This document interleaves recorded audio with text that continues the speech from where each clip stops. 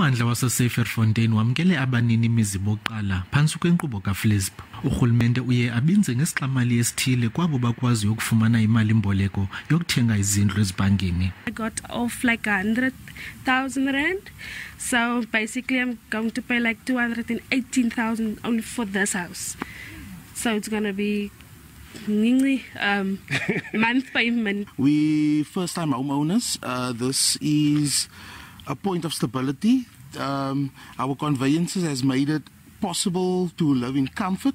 Ukuze umuntu axhamle kule nkqubo kufuneka abe wamkela okanye wenza ingeniso ephakathi kwe-3,500 ukuya kwi-22,000 rand ngenyanga. Let's say province would give them about 100,000.